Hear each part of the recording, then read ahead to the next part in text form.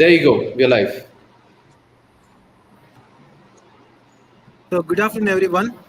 A warm welcome to all the dignitaries who are participating in this webinar. Our life is led by the faith. Good deeds of human beings are empowered by the faith of God. This webinar is aimed at to break the stress in the space. First and foremost, I welcome our beloved principal, Dr. Harold Ivan Moniz, the president of this webinar. He is the one who motivated and guided us to organize this webinar.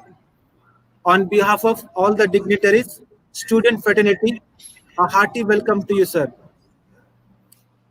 We have young and energetic resource person with us today, Mr. Deek Parassini, known for his positive influencing.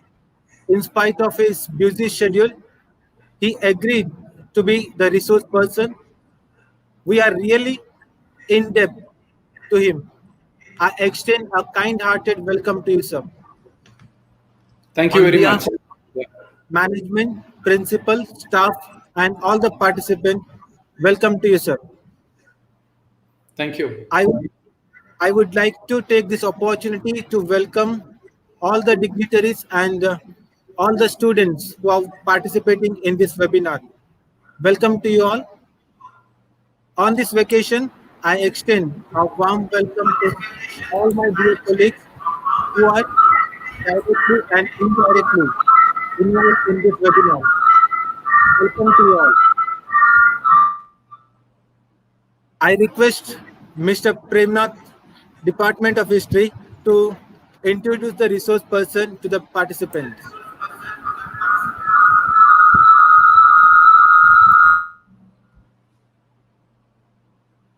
Yeah, Premnath.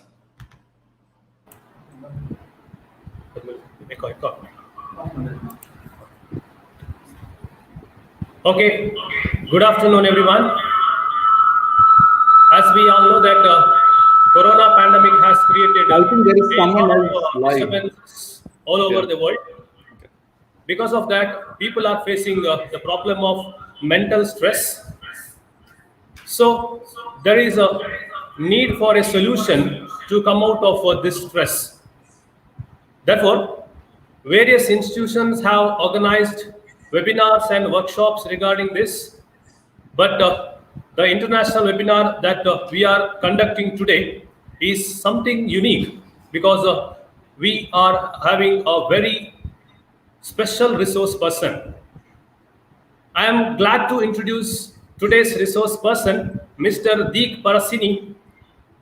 He was born on 24th July 1984 at Kerala and presently residing at Abu Dhabi, UAE. Deek has pursued MSc in Business Psychology at Heriot-Watt University, UK, MBA in Marketing at Birla Institute of Technology, India, Bachelor of Science in Business at Mountain State University, USA. Mr. Deek is a positive influencer, positive organizer, and a great speaker who has engaged many sessions on positive relationship, positive organization, and other similar topics in various reputed institutions like Don Bosco Institute of Technology, Bangalore, Sinhagad Institute of Technology, Lonavala, Rajarajeshwari College of Engineering, Bangalore, Narayana IAS Academy, Hyderabad, MIT, Aurangabad, MVR Ayurveda Medical College, Parassini, Sir Parashurambau College, Pune, Chinmay Arts and Science College, Kannur, Thakur Polytechnic, Mumbai, Geogiri Institute of Engineering and Management Studies, Aurangabad, and many more such sessions were conducted by him in various other institutions. Deek Parassini believes that life is all about positive and negativity doesn't exist. I think we will realize it after listening to his session today. He is very passionate energetic and frank in his interactions, and he has influenced thousands of people of various age groups and touched their lives with positivity.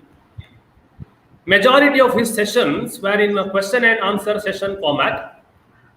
But since today's webinar is an online session, the possibility of question and answers may be limited.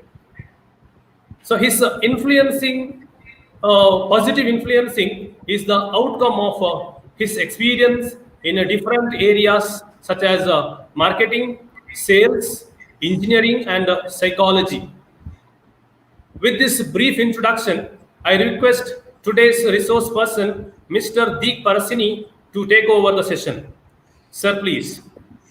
Okay, thank you very much, Premnath. It was quite a great introduction. Thanks a lot for that. And special thanks to Constance for organizing this. And as usual, to the principal, Dr. Henrald, for giving this opportunity, and to everyone who's watching this live show. This is the first time we are doing such a show, which would make a difference to many people. And I hope with these sessions, it will be beneficial for on a larger scale. So I've been told to talk on a topic which I have mentioned above, breaking stress during pandemic. So let me make it a little more easier. Since it's a live show, there's a lot of limitations we have. So what I do is, let me just give a little bit of a protocol of how we can work this out properly so that it is easily understood by people. Now, why am I doing this? I'm doing this so that during session time, there won't be any stress or a sudden thing which could affect my session. So what I'm doing here is telling you a protocol. So when the protocol is understood, everyone is easy to relate to. So there is two groups which I'm talking to. You have the students sitting in St.Mary school and their college, and then you have the other people who are watching me live. So St. Mary's students who's sitting can directly stop there. I think their mic is set up, so you can ask me any questions between birth and death. You can just come or raise your hand or make yourself visible so I can relate to that. People who are online, what I will do is, first, if there's any questions from the student side, I will take that and then slowly move to the online session, so it actually benefits them too. For online people, you can put your questions in the comment section so that it is easier for me to pick. So for example, I can take questions like this and I can answer, okay, or something like that, and I can answer, right? So it is much more relative. Now, why I'm doing this? So that we both have an understanding between each other, which reduces my stress. Now, next thing, I've done a lot of online shows like this, but out of most of the 100 shows which I have done, 3 shows, what could happen is things could freeze for a second. You know, IT issues, anything can happen. So if something gets frozen, just wait for 1 minute, calm down, relax, and automatically it will revive on its own and it'll be fixed.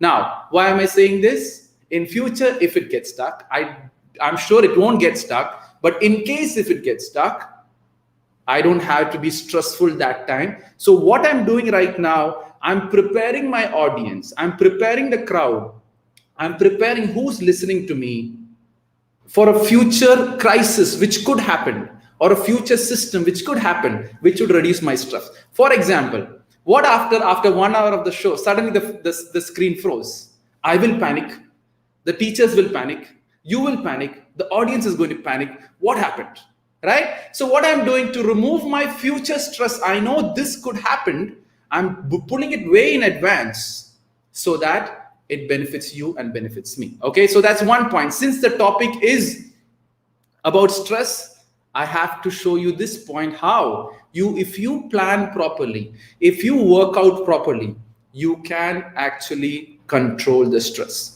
Now there's 2 topics here. In this topic which I was told to talk by Constance is breaking stress and pandemic. So let me just get it more interactive and get the crowd a little more hyped up. Do you want me to talk about stress first or pandemic first? Right? Students, you can speak. You can speak up. You guys want to talk about stress? No, you're muted on that side. So you guys want me to talk about stress or pandemic? I know it's quite difficult for relating. Put it into your question section, so it could actually help you in whatever means, right? So go ahead. What do you want? Break, or you want to hear my story, right? There is other 3 ways I can do it. I can tell my story. Constance, is the student's mic on? I think your student's mic is not on to some reason, right? Okay, I'm getting people talking about stress first. I'm getting comments on YouTube to talk about stress. Oh, everyone is so stressed out. It seems like that. Okay, let me talk about stress. I think Satvik, everyone is talking about wanting me to talk about stress. There's a lot of votes coming on from stress. Okay, so everyone wants me to talk about stress. Okay, that's good. Thanks a lot that no one told me to tell my story. Okay, now some person is coming into my story. I will tell my story at the end if time persists, or else it is just away. How about the students? Stress, pandemic, or stories? Stress. Everyone wants stress? Okay. So let me talk about stress then. Okay. I think now my story is picking up my story. I will come back to my story because the thing is, knowing me doesn't add any value to your life. You just have to get the answers from me. So let me give you a quick introduction of how my shows go. You can ask me any question between birth to death. That's what I tell people. You can ask me in various ways. You can ask me, I have this issue, and ask me one way. The other way you can ask me is, my friend has this issue. Don't say it's your problem. My friend, or you can say as a generation, girls have this problem, boys have this problem. How do I manage parents? Anger management or stress management, or revolving around that. So different ways you can ask me. So let me start with stress. Many people are pushing me on the stories too. So let me talk about stress. What is stress? In simple words, stress is something which comes into your life when you're not planned. It's as simple as that. Once upon a time, 4 or 5 months ago, I had a session for all teachers.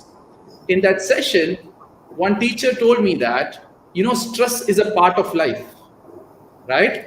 So my question back to them is, why do you accept that being stressful is part of life? Why do you accept that, being frustrated, or I am an angry person? Why do you stamp yourself to that level is one thing I don't understand. Because let me ask you a question. Everyone is born as a baby. And if you're born as a baby, my question to you is that, if you're born as a baby, do you have stress? No. Do you have frustration? No. Do you have anger? No. Do you have depression? Do you see a baby sitting in one corner? Oh, today I don't have the mood. You hit them, they will cry for some time, they'll come back with the same energy.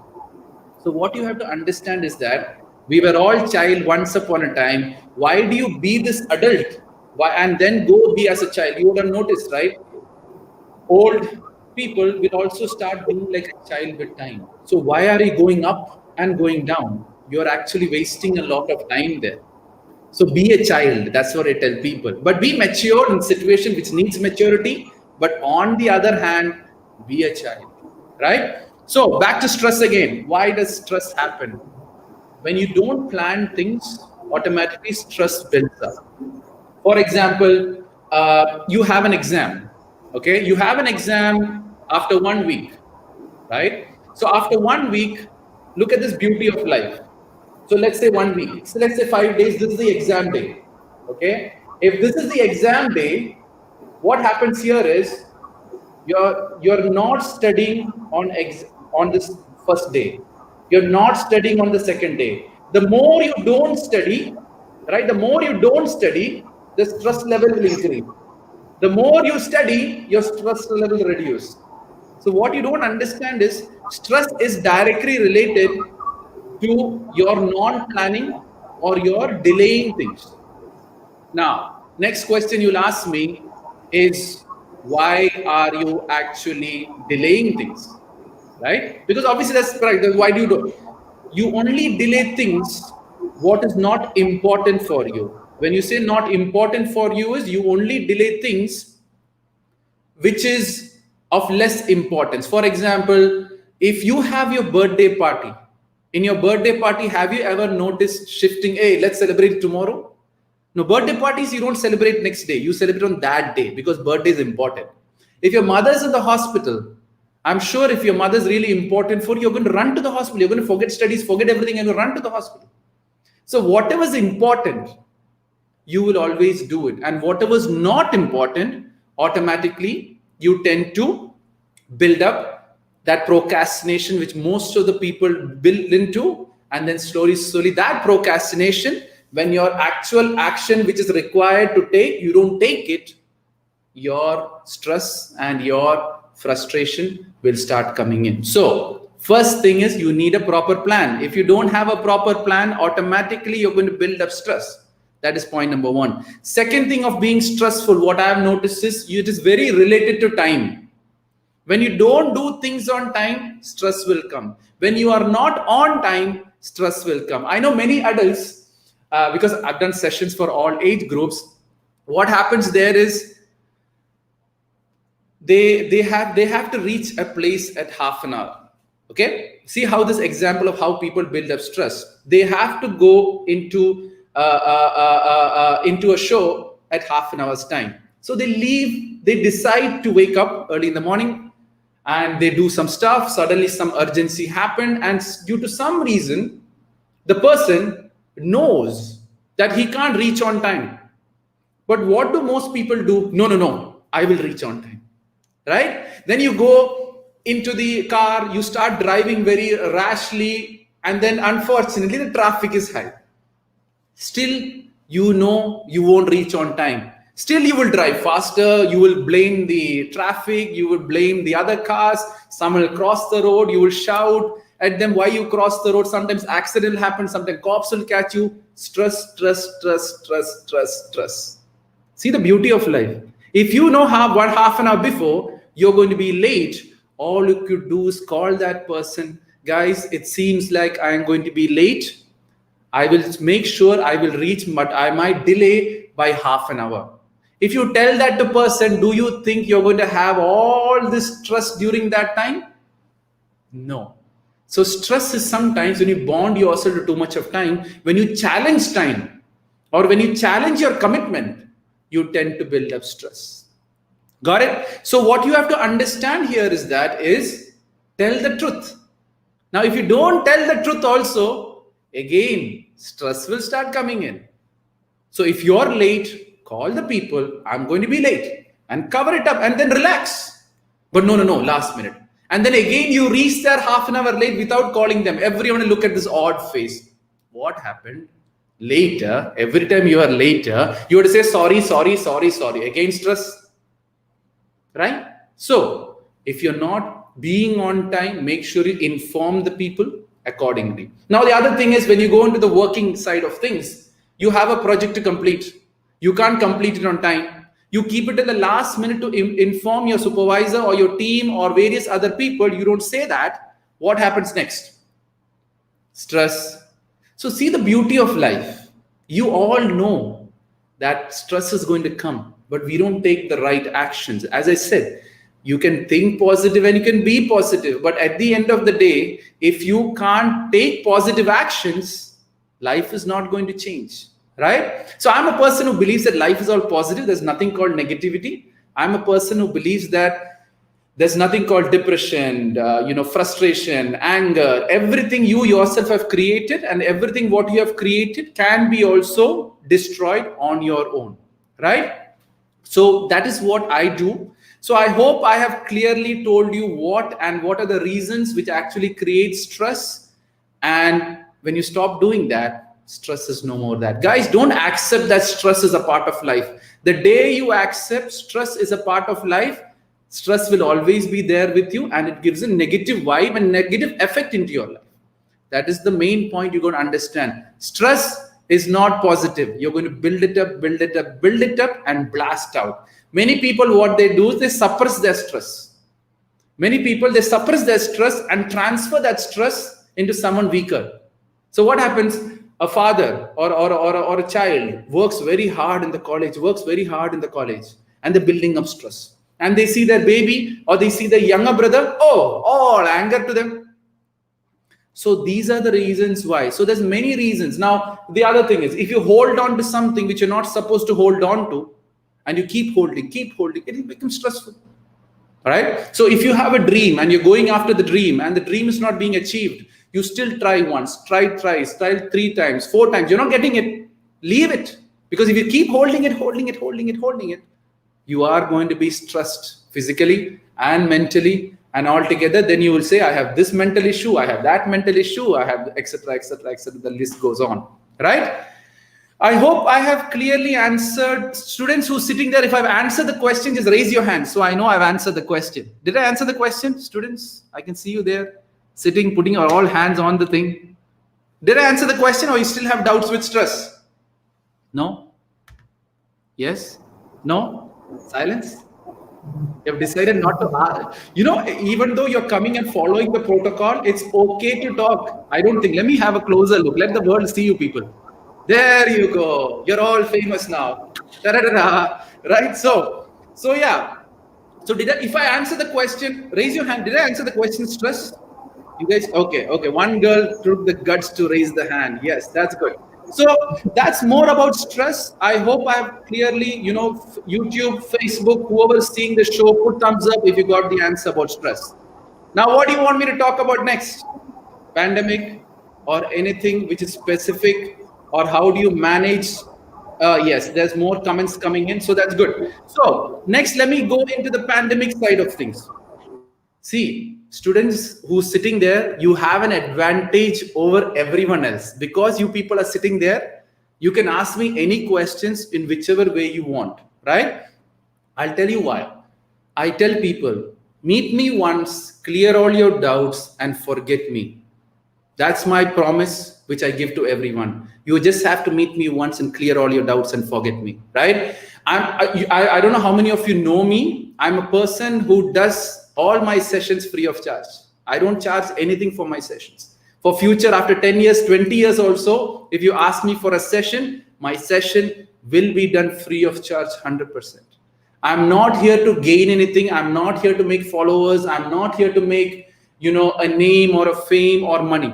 I'm just here to give the answers which people are looking for, and full stop. I don't expect anything in return to what I'm doing.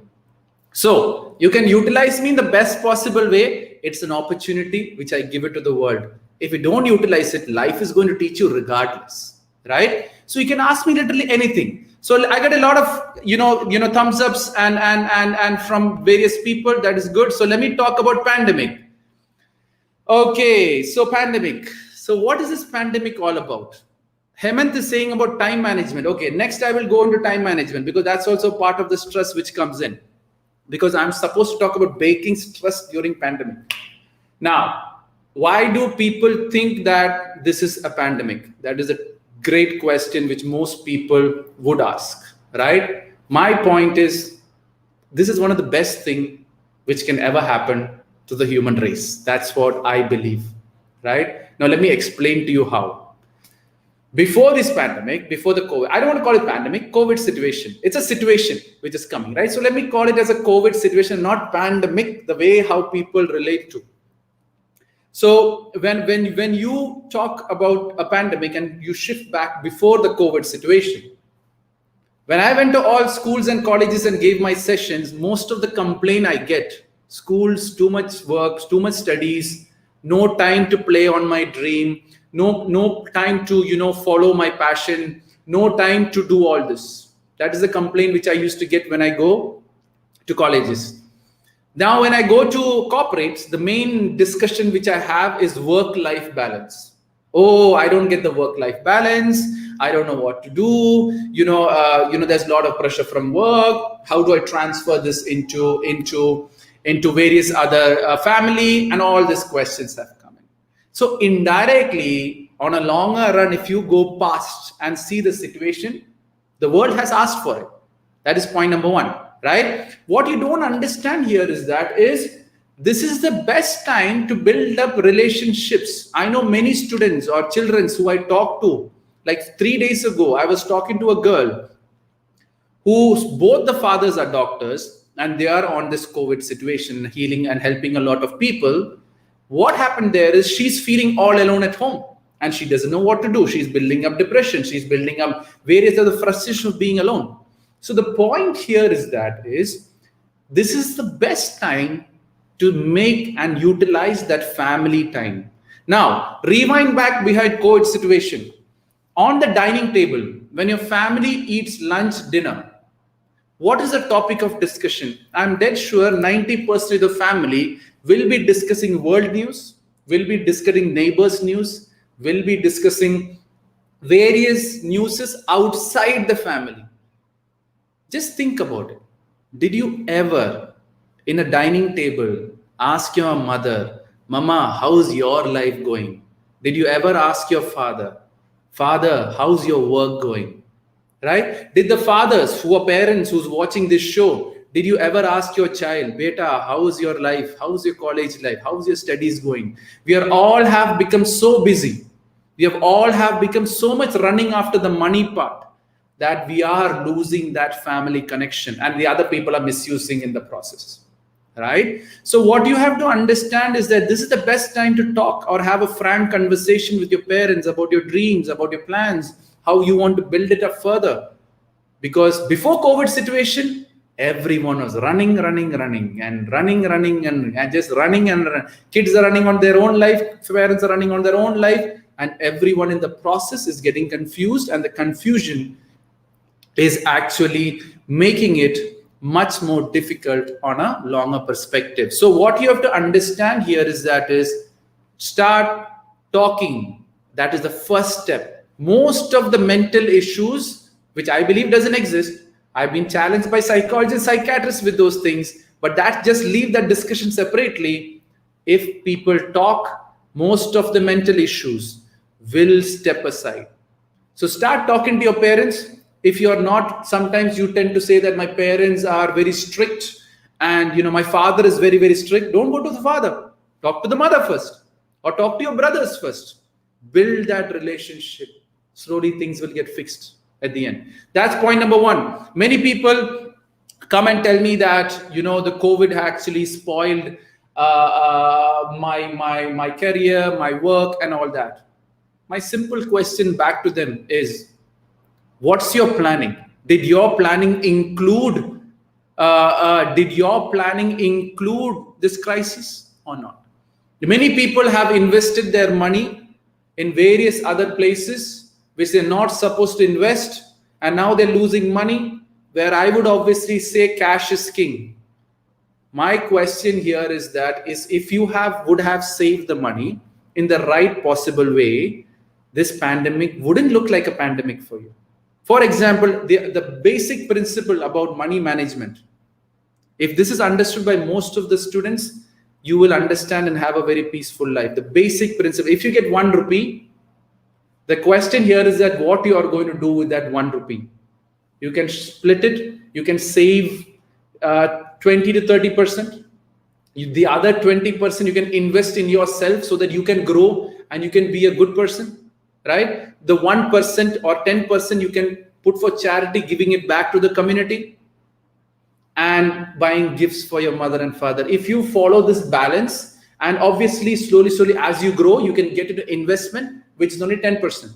So if a person would have saved each and every 1 rupee in this balance, which is 20, 20, 20, which is 60, you can differentiate in whichever way you want, right? So basically, let's make it 30, 30, 30. That's much more easier for the youth to understand.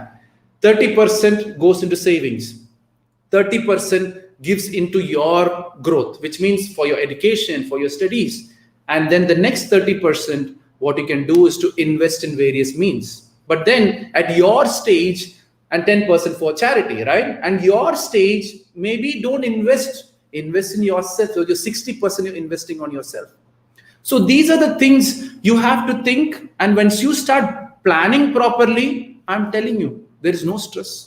I have no stress on the pandemic. This is the best thing which can ever happen for me, from my point of view, right? Because why? All thanks to God, I have my work. Second thing is I have saved the money the way this has to be saved. It starts with 1 rupee.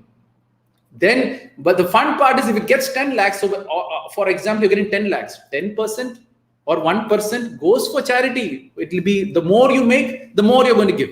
But make sure you give it to the right people, because charity is also a complete different discussion altogether. Now, the next thing what you got to find out about this pandemic is many people would lose job. Many people are having this issues that, there is no more vacancy. That is all a myth. It's all marketing.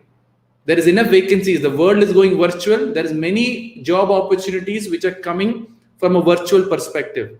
There are many things which is opening up from a virtual perspective. Find what job is available. If they don't pay you, go and work for free. At least you can make the experience of working. Many people have this dream job and they get stuck on their dream job and go after it. And only if I get the dream job, I will say yes to the job. That is dumbness. Go and take whichever job is available. When you have free time from that job, work on your dream job and be capable for your dream job. The dream job will come to you. Right? That's the other thing about pandemic. Many other people say that I have this business idea. I have that idea. I want to start up my own company. I want to start up my fashion house. I want to start up my whatever. All these beautiful ideas. Yeah, pandemic time is the best time to do it. But how many of you are actually doing it? So these are the questions you got to ask. Half the people are watching IPL now. Right? IPL is important or your growth is important? Half the people are watching all the TV shows which is going on. That is important or your growth is important? I always tell one simple line. Be someone first, then go enjoy life. Because if you start doing it from that point of view, automatically life will start being positive also. I hope I've given you a summary on the pandemic and the issues with pandemic. And now, you are going to lose jobs. Many people's salaries are going to reduce. But my question here is that doesn't mean that there's no vacancy here. There is vacancy. Start looking, start searching. Than sitting as a victim card. Most people, when these pandemic issues happen, they sit as a victim. Now I can say I'm a victim. I can't go to colleges and do my sessions. Guys, I'm already working. Just for your information. I don't think it was introduced. I work as a regional sales manager for Middle East and South Asia. That's the job which I do. I travel a lot, right? I travel a lot all around India. I've given sessions in various places at the end. But my question is, I can sit as a victim and say that, oh, this is not happening. I can't travel. Oh God, pandemic. I can go on that way. But my next question is, why do most of the people tend to feel that this is pandemic? Now the question lies here again. You're exposing yourself to too much of this COVID situation news. Oh, what are the numbers? How much the number is going to be? What's the China's number? What is the US number? You keep going on and on and on and COVID. What you don't understand is when you expose yourself to too much of negative news, that negativity could influence you also in future. So 15 minutes in the morning, read about COVID situation, how it applies to my community, to my city, what are the rules and regulations which the government have applied so that I can be careful about. That is it. Everyone is after the numbers. Every time the news is played, oh, this number is gone there, India is in the highest, India could overtake the US, you're talking, dining table, COVID. Then what happens is when you're so worried and so stressful, your mental and physical body also gets weak. And when that gets weak, chance of COVID is much more, right? What you don't understand is now many people tell this, whatever you focus on will grow, whatever you attract will come. If you say COVID, what's going to happen? But more than that, I am healthy. That makes a different impact into your life. Let COVID come. Those are now the other joke is, I know I shouldn't be joking at this situation because many people are suffering. COVID have a list of people it's going to hit and go, right? Until the vaccine comes in, but no one knows when it's going to come in. No one knows what is the side effects of the vaccine. So stop expecting the world is going to be good. This is the current scenario right now of the pandemic, how I can grow in the process. That is what your focus should be. How I can multiply over here. That is the focus you have to be. How can I grow as a better human being? How can I be a best daughter? How can I be the best son? How can I be the best mother? How can I be the best father? Your focus should be that. How can I be a best employee? How can I be the best colleague? How can I be a good friend? your focus should be that. And when you start growing it from that point of view, again, it is not a pandemic. It is just a launching pad. Because I will tell you something, whoever's in the pandemic situation right now, if you are going to apply for jobs in future, the first question which should be asked is very simple. What did you do during the pandemic time when you had school holidays or college holidays or work holidays? If your answer is, I just watch TV and spend my life, I just watch the best movies and spend my life, I'm telling you, you don't have a job. But then on the other hand, you say, I have done this certificate, done this certificate, done this certificate, worked on this as a part-time and did that and did this and did that, you have more chances of getting the job, right? So see it from that point of view. Anuradha is saying on YouTube, what's that? I'm going with my passion to do many DY projects, making quality, spend my time avoiding Corona-19. Perfect, Anuradha. That's how you have to do it. It is a time for growth. It is a time to really deep think about yourself. It is time for you to actually make a difference to your life. Many people will say that, yeah, his life is good, so that's why he's talking and showing off all this stuff. It's very easy. Guys, I've done it, so that's why I'm saying it, right? It's not that. So quickly, many people also wanted to tell my story. So I will quickly tell my story, and then if you have any questions, we will get into it, right? Because many people think that, okay, Supriya is keep hitting me on time management. Let me talk about time management because that's also very important for students. See, my sessions are driven by questions what you ask me. So if you ask me, I am going to answer, right? Time management. I always say that time management sometimes can work negative towards you. It is better to go as project management, which is much more beneficial. Let me give you an example. You have 5 days. 1, 2, 3, 4, 5. You have 5 days. In these 5 days, you have 5 chapters to complete. So technically what a student will do, chapter 1, chapter 2, chapter 3, chapter 4, and chapter 5 for the next 5 days. Now, you go and study chapter 1. That is okay. Day was good. Everything is fine. Second day, you have to go to your friend's party. Your parents are pushing for a 1 day whole party. Due to some reason, you can't do that for them, right? So what happens? You fight with your mom, you fight with your friends, and then you don't go for the party. And while you're studying, half the time you're thinking about the party. Your mother is enjoying, your brother is enjoying and all that, and you study half only you're studying. My thing is, you study half, you build up frustration, stress, you go to the next day with that stress, you carry on the stress again, you know you can't complete it, slowly. At the end of the day, you're always left with half the project, which frustrates you. My thing is, if you go on the project management approach, not time management, project management approach, what happens here is that do chapter 1, then after that go for the party, enjoy the party, do what you want to do that day. Next day finish 2 chapters, and only then I go to sleep. So more than time management, be committed to finish what I need to finish that day, and then only move on to it. You control it more, your performance will be better, and you'll work it up from that point. Time is not the problem here.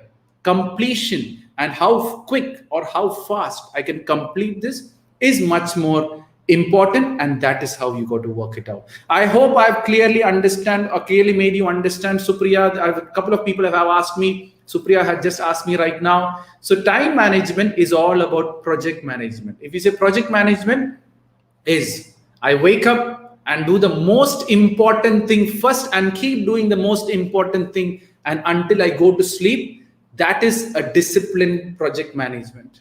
So when you do that, you will be better performing than people who go by time. Because if you go by time, you have a timetable. Every time you miss out something, frustration. Every time you can't do something, frustration. Every time your friend comes in, or your mother comes in, or your father comes in, you blame them, frustration. Yeah, get up. This is the most important thing. And keep doing that. And keep doing that ascending order. You'll automatically do well and automatically work it from there, right? Now, there is a pandemic question which I got, sir, from Venkateshwar. Sir, if you don't talk about pandemic, then how can we know about it? And how do people take care of it? That's what Venkatesh, which I've talked about, is very simple. You only have to discuss about pandemic only for 15 minutes in a day.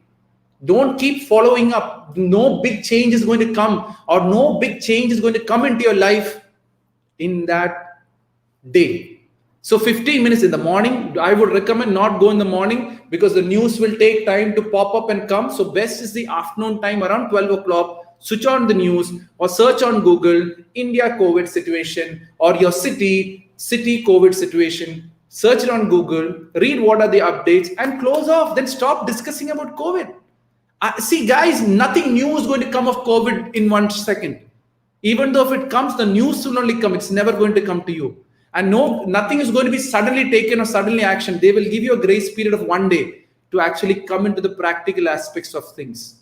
So what you have to understand is only today onwards, only 15 minutes of COVID news only, you will win over that fear which you're indirectly building up based on this COVID situation, right?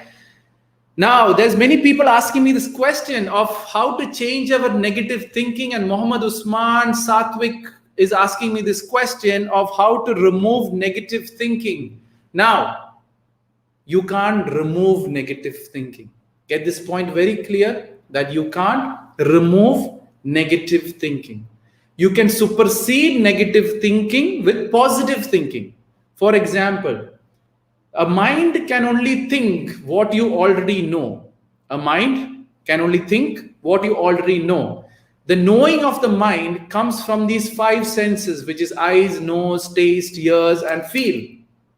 Don't you think if you start seeing positive, hearing positive, eating good and tasting positive things, listening to positive touch, or hugging people, giving that touch feeling which is of love, your mind will start being positive. Let me give you an example. When you go to a beach, or when you go and watch a scenery, a waterfall falling, I'm telling you, at that time you can't think negative. When you're on the beach running towards the shoreline, or running towards and jumping into the beach, that run, you will never be thinking negative because your eyes sees the nature so beautiful. The water flushing will be into your ears. The salt taste will be touching your mouth from the wind. The smell of the sea and the sand will start hitting you, and you will feel the airflow hitting onto you. I'm telling you, that time your mind will be completely standstill and exploring the nature in the best possible way. So if you start giving positive things, I know many people, okay, students, let me start getting some entertainment. How many of you watch horror movies? Horror movies. How many of you watch horror movies? Yes, no? You can't raise it. Everyone is looking left and right. See, this is the other problem. You want to look left, you want to look right, and then expect someone is raising hand, so I will also raise hand. The question, other thing is, I really don't know with the masks on, you're smiling or you're saying, oh, this guy's crap. I really don't know what you're actually feeling inside. So that is why the only way I can understand is by you raising hands. So what did I ask? I forgot the question also. Okay, forget it. Okay, anyways, see guys, ask me questions. Don't wait for other people to stand. Don't wait for other people to take a step, because if you lose the opportunity, you are losing the opportunity. You can ask me anything. Now, people who have come to the college, I'll give them special priority anytime. So you can raise up and ask me this question in the best possible way, right? So I totally diverted from the topic and I moved somewhere else. Now I really don't know what I was talking about. Okay, so horror movies, yeah. So many people are raising hand. Manushri, Supriya, Shiv Gori, and Pramodit, all are saying I watch horror movies. Now, how does horror movies affect me? Many people, everyone. Okay, okay. So how do you actually affect? Now, Constance have sent me a message. Kids are smiling. So that is good. So that is interesting. You know, there's so many ways to understand how people's feedback is, right? Whoever's messaging me, thanks a lot for giving that positive feedback. It just gives you an understanding you're going in the right direction, right? I'm very happy to see around 200 plus people are watching this show. Thank you everyone and the college and the team to organize around 200 people for this show in this pandemic situation, right? Okay, so many people are raising hands on horror movies. There is, oh my God, Ulfat, Nisha, Sravan, Ulfat, Nisha, Shreya, Supriya, Jinal. Everyone is saying horror movies, horror movies, horror movies. Okay, now let me tell you a story of how horror movies tend to build up frustration, stress, anger, fear, and all that. I'm dead sure, I've talked to so many sessions in this world, no one has ever seen the ghost face to face. I'm sure about it. No one has seen anyone face to face. Now, no one has seen everyone face to face. So everything, my assumption is that everyone has seen a ghost through movies, through stories, or through friend stories. And that's how you have understanding of this horror. Now, if no one has seen the ghost, if no one has met the ghost face to face, why are you having this fear? That's my question. Second thing people will tell me is when you do watch horror movies, I get very thrilled. You know, the thrilling. I like to be in fear. I like that, fear factor. The ghost comes and, oh, I get scared and everything goes great. My question here is that is okay. This is like a, theme park. You're having a thrilling ride and you have that ride. That is fine. Enjoy that. I have no problem you watching horror movies. But the point I have problem with is you tend to keep that ghost for another 3 more days with you. When you see a dark room, oh, the ghost can pop out. When you see that, when you're in the dark room, you think, oh, underneath the bed, that ghost can come up. So you're building up that frustration, that fear on a longer run and keeping that ghost for 3 days. After 3 days, you go and watch another horror movies, again builds up this fear, you're building a fear, you're building a fear, you're building a fear, you're building a fear. Slowly, with age, you mature. Means ghost, yeah, you know the truth, ghost doesn't exist, you mature. But then fear is built into your system. You're going to transfer it to something else, which means if you're an adult, you would say, what if I don't get a job? What if my child will die? What if I lose my husband? So this fear is getting transferred to something, because once you've built up fear, automatically it is going to work against you at a longer time. So how you have this negative thinking of ghost? Because you keep seeing the ghost, keep seeing the ghost, keep seeing the ghost, and you live after that for 3 days in the fear of ghost. And the funniest part is when you go look out of the balcony, your grandmother who's wearing a white dress, walking outside, you will see that, oh, I saw a ghost, and you're going to start running. It is your grandmother. Just shout. Your grandmother will turn and show the face, which is her face only, not the ghost face. Or maybe call and see what the face is actually. Don't go into that ghost. You see a white dress related to ghost and run. You go and tell your best friend. And the best friend say, oh, my best friend told me there is ghost. I have to believe my best friend. She goes and sees your grandmother again after 5 days. Oh, I also saw a ghost. Discussion starts. You bring that ghost alive, and that group will start fearing for that ghost, which is not there. It is just a grandmother who's walking every late night. Maybe she has to go and pluck something or do something in the garden at late night. So she's just doing it.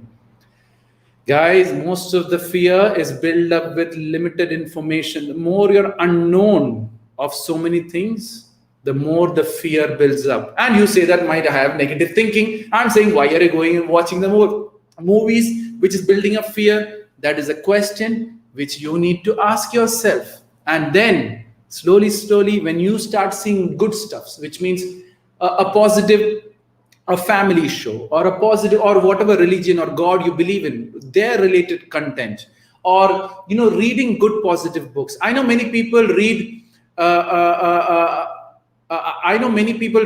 novels, right? Which builds up again fear. I really don't understand why people read novels. Seriously. Okay, to improve your English, you can read it. Good. No issues with that. Purely English related. But novels, you build and live that character, which is also negatively influencing you.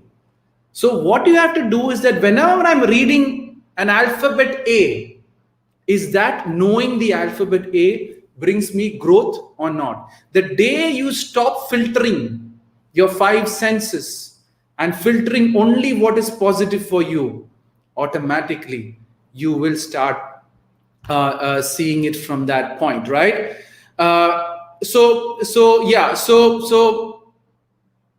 now you have listened to, and Constance have sent me a message also. You have listened to so much of Corona that you yourself think that Corona is a ghost now. You have built it up into your system. Everything, oh. Guys, let the government and let the scientists take care of the Corona point of view. Let them do it. Your point is to follow the guideline and stick to that guideline which the government have issued over to you, and do that. And you don't have any more fear. Why do you actually fear this pandemic? Why? Because you're listening. Many people have died. Maybe you won't die. But then if you think that I will die, you will die with a heart attack automatically there. So see it from that point of view, right? So what you have to understand here is that now people are more talking about negative thinking and more talking about how negative thinking is affecting. When you start seeing positive stuffs, your mind will be more calmer.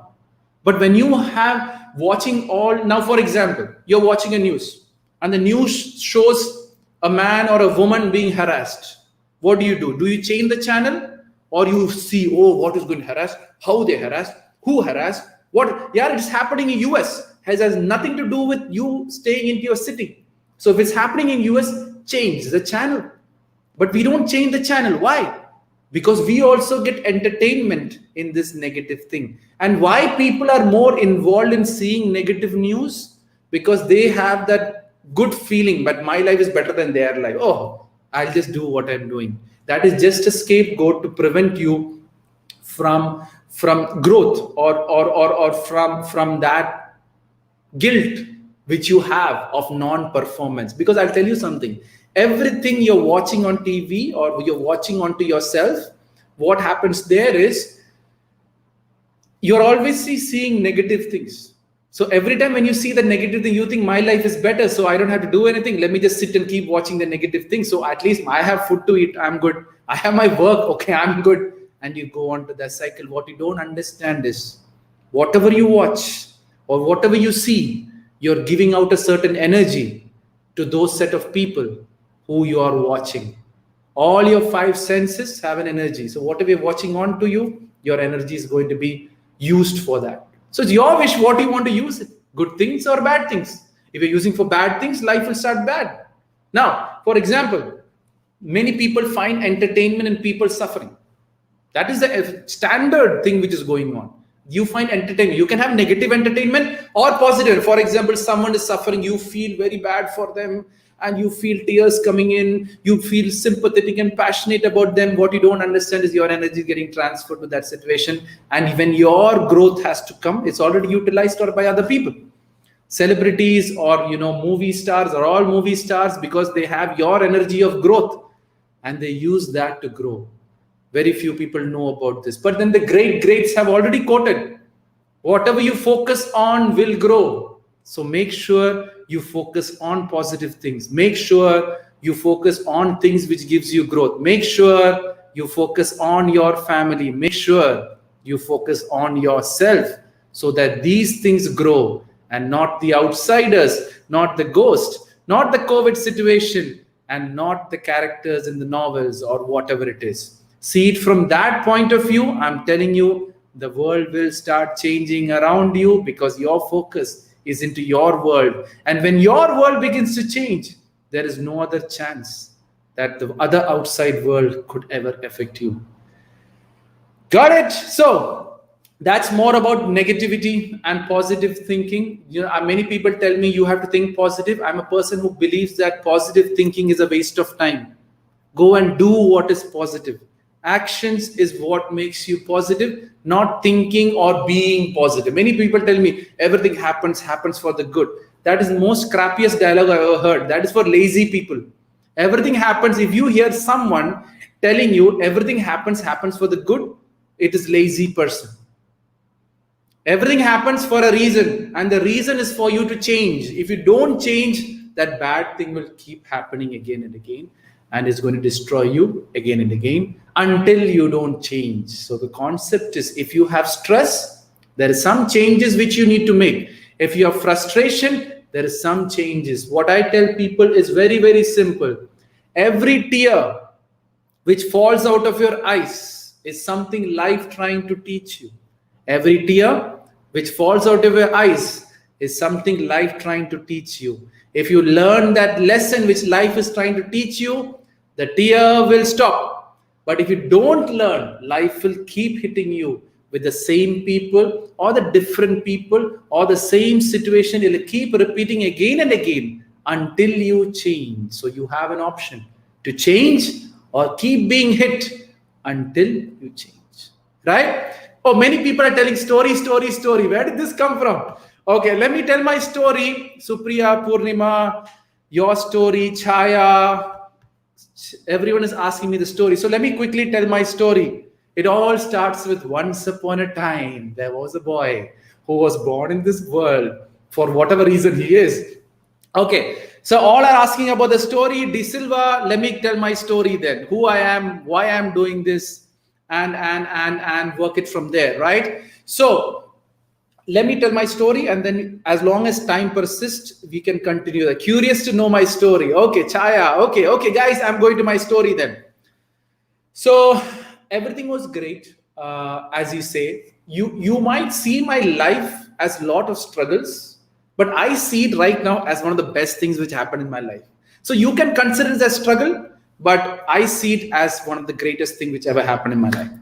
So let me quickly tell my story, 10 minutes. I think I'll tell my short story so everyone has an overview of what I do. So till 9th, 8th, life is just perfect for any child. Because no one bothers you so much. But it's only when you 9th and 10th you go is when marks is very important. I was like a student, very an average student. But if someone challenges me to get marks, I will go and get the marks, right? So I still remember on my 10th, my parents wanted, my mother especially wanted to get distinction.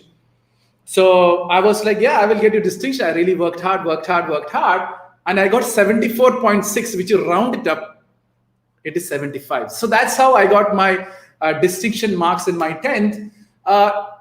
And then slowly what happens is I was a very studious student. In my earlier childhood, I was literally a very first class, second class student.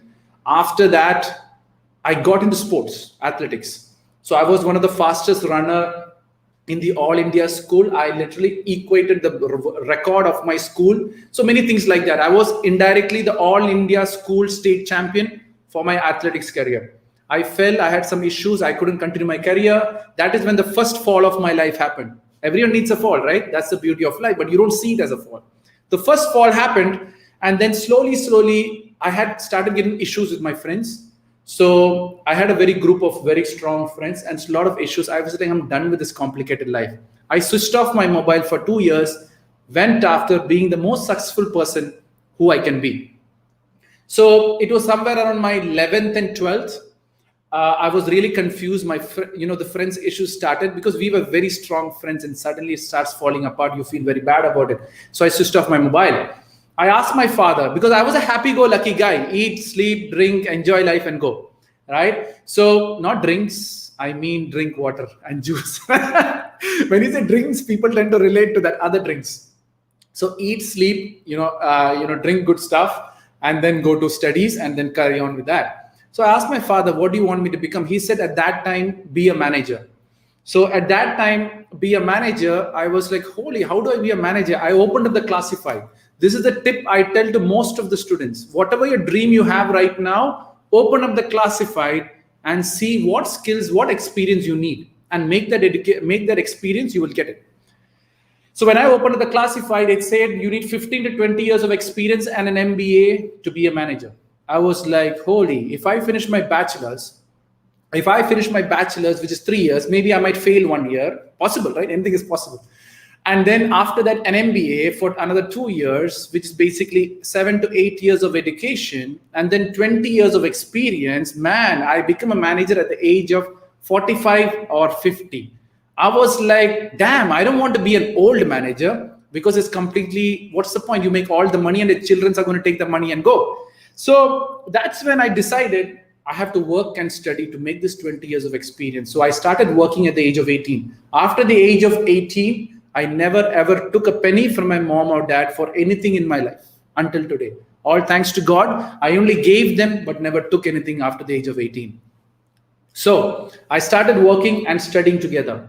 So I started my BSc in Business Administration from a US university. I started doing that and started working as the first job, as I said, the tip for everyone.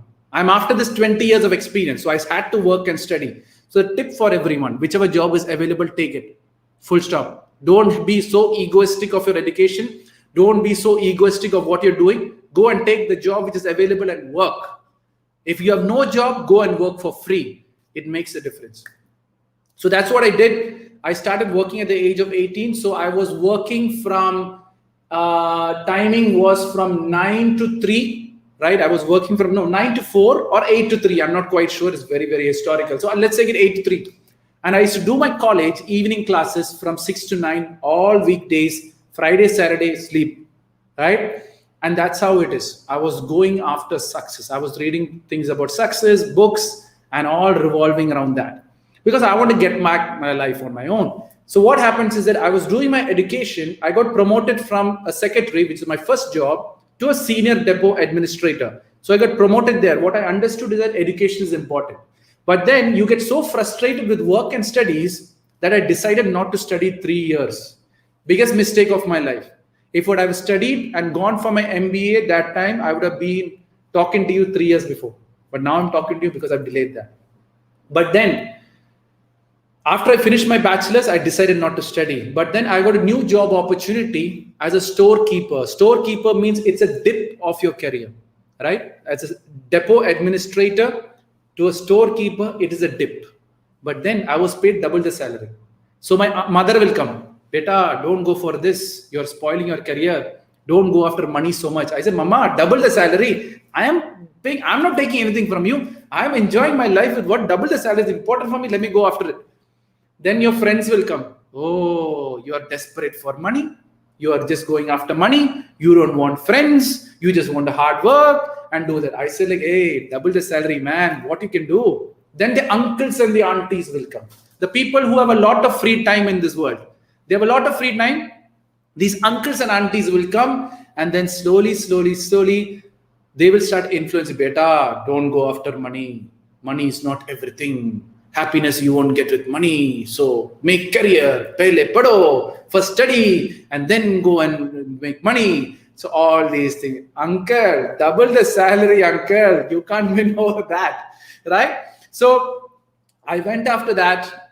I got this thing. But then when I was sitting in my storekeeper's job, whenever I had free time, I used to sit and help the technicians, help the customer support, help this. So now I've done all my education in commerce and I'm right now doing an engineer's job.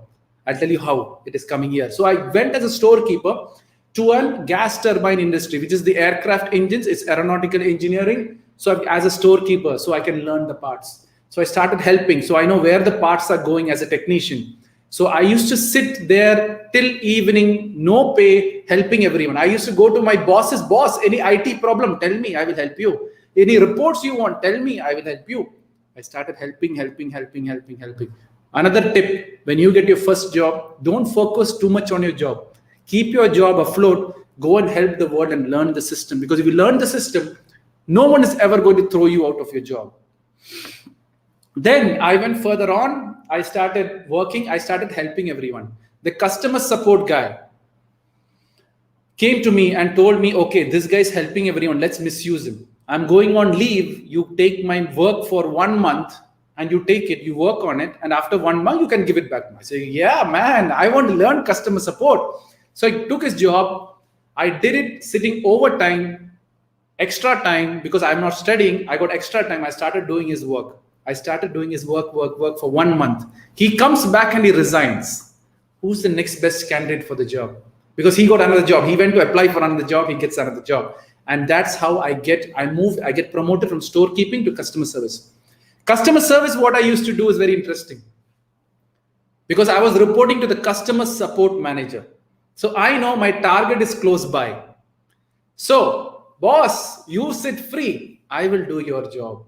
He used to come late. He used to go early. He was having the best time of his life. I was doing all his job, learning. Now, what happens? I didn't get promoted to his job. The sales manager saw this customer support manager very free.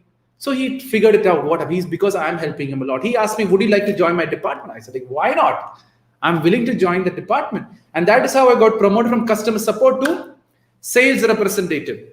Now, after that, I started working on a longer run. I had to join my MBA because I know I'm close by to the manager, because 3 years I didn't get any promotion. I was working as a storekeeper itself. So I understood that I need to get my education going on. How I did my education is very funny. I had to travel because only one college in the UAE, which is Birla Institute of Technology, they have a branch in Ras Al Khaimah, which I need to travel 3 hours from Abu Dhabi. So every Friday, I used to go in the morning, 6 a.m. and drive the car all the way till 9 a.m. to reach there. 9 to 6, I used to study. And from 6 to 9, I used to come back driving.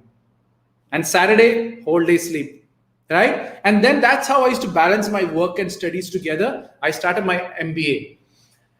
And now I was working as a customer service. So I was working as a customer service and I moved to sales, and a reorganization happened. All the managers left, new managers came. Oh, everyone was after me. This guy is a non-technical background. He doesn't have engineering experience.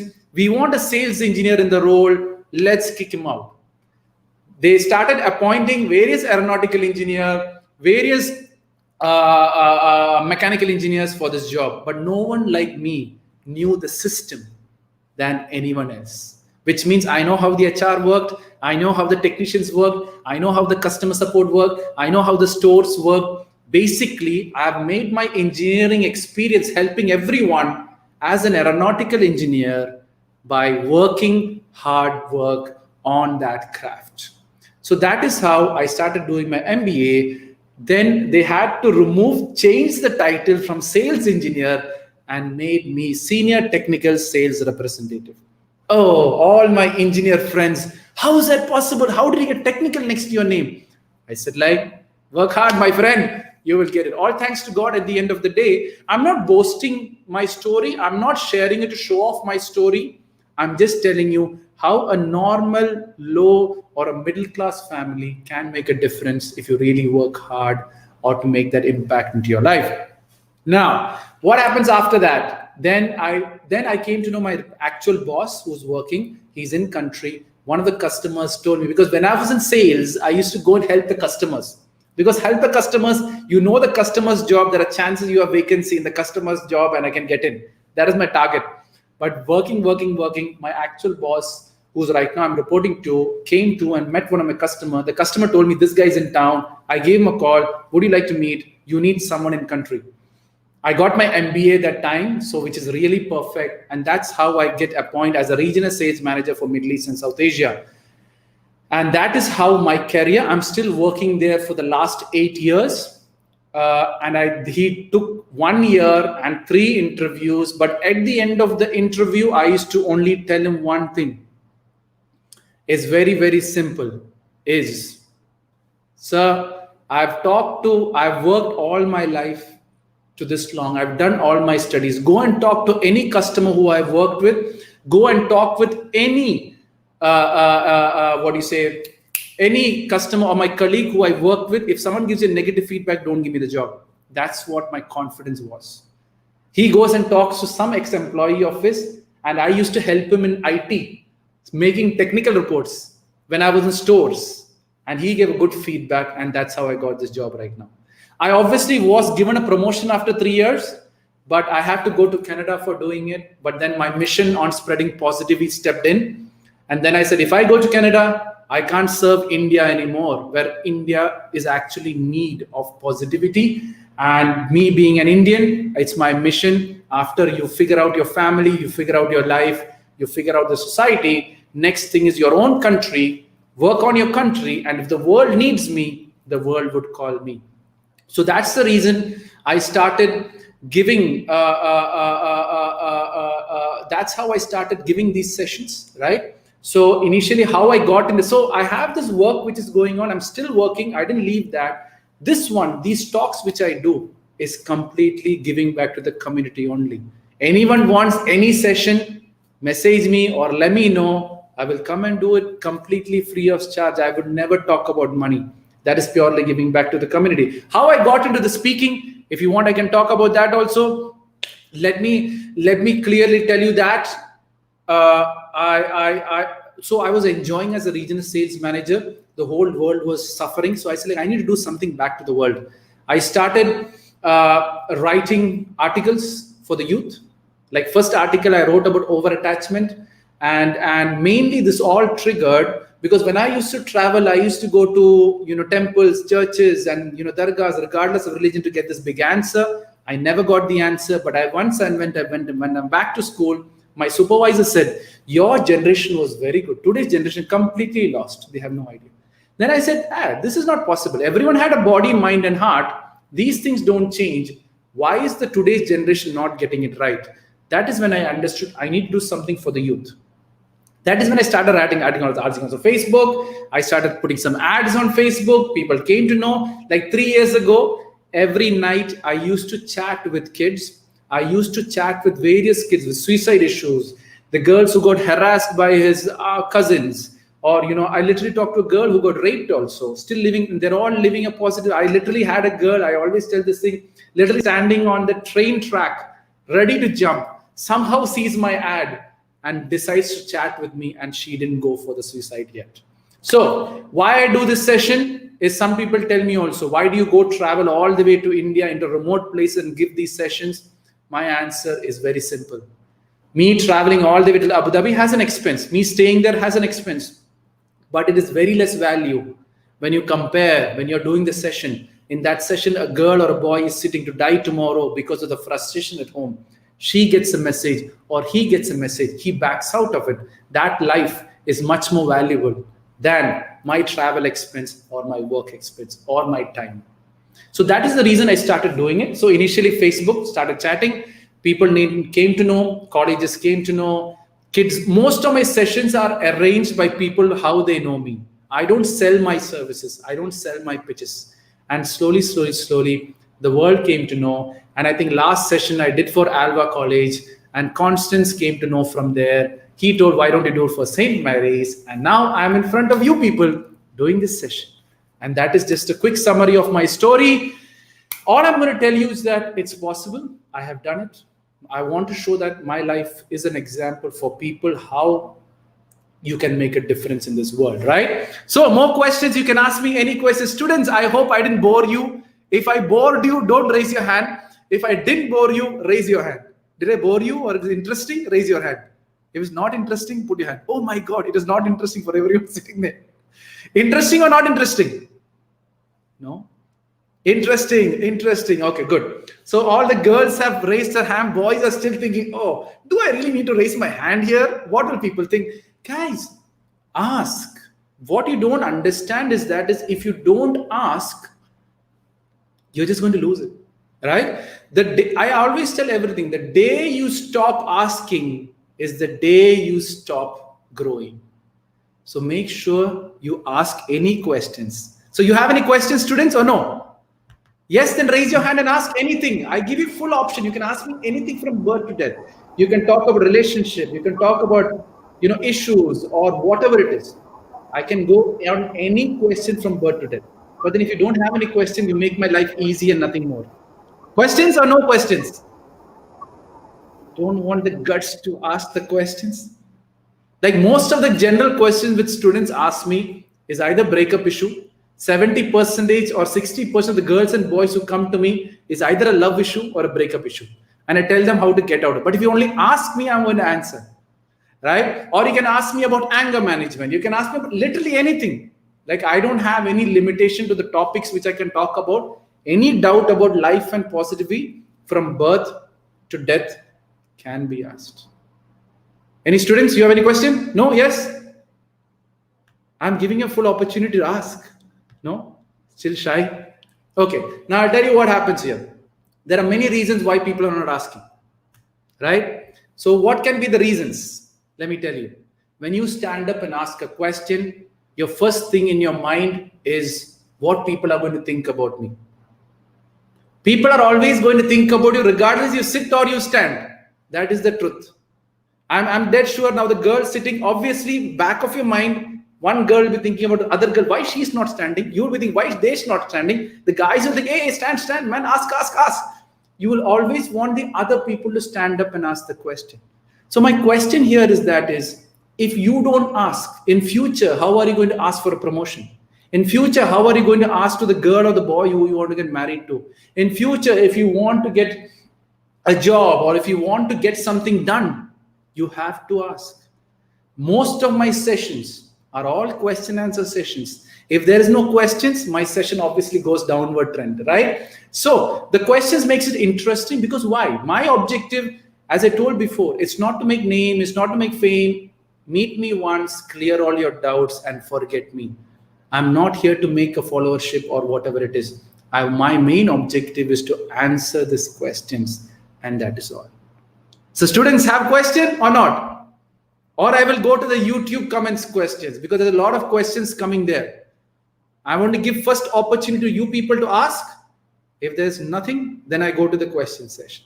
Because you people are coming there, sitting in this place. Other people are all sitting in the room and relaxing and asking the question. But you took the initiative to come to the college, make a difference. So that is why I purely want to give 100% priority to you people first. And then I will go to the question section. Students, no question? Or yes question? Anything, career, life, doubts, relationship, parents, anger, anything.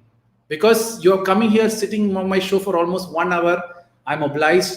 And my responsibility is to answer your questions. Because that's what I wrote Constance. If there's no questions from these people, I would obviously move to the comments column. Anything? No questions? So if you have no questions, raise your hand. No questions, raise your hand. No questions. Oh, you all have questions. Constance sir is there. I think they want to ask the question and they're not raising their hand, or they don't know how to ask. Or are you not allowed to move? Or you can ask. I think, so students, yes, Constance sir is back here online. Yeah. I can't hear you, sir. You're not audible. Okay, we're just trying to work out the little stuffs over here. Yeah. No, I can't hear you due to some reason. I don't know why. Hold on.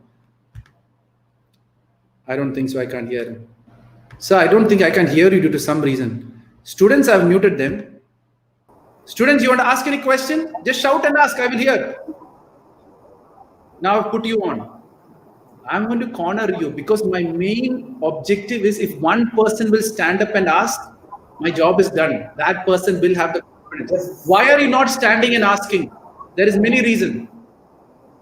When I stand up, how am I looking? What people will think? I'm on a live show. What people will think about me? People are going to think. The other thing could be you are worried about, will people laugh at me if I ask a dumb question? People will anyways laugh at you. Whenever I did my show, many people used to laugh at me. But then if your question, maybe you're asking it generally, but if your question, you ask the question and then automatically I give a reply and that reply helps another person.